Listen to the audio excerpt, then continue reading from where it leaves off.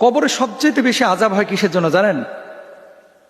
কবরে সবচেয়ে বেশি আযাব হয় হাদিসে যেটা বলা হচ্ছে, রোজা না রাখার কারণে না, মানুষকে গালি দেওয়ার কারণে না, ওই সুদ খাওয়া ঘুষ খাওয়ার জন্য না, এগুলো তো গুনাহ, বড় কবিরা গুনাহ, এগুলোর জন্য আলাদা শাস্তি।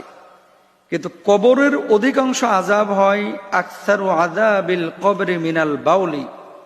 আল্লাহর হাবিব সাল্লাল্লাহু আলাইহি সাল্লাম বলছেন, কবরের অধিকাংশ আযাব হয় হচ্ছে পেশাবের কারণে।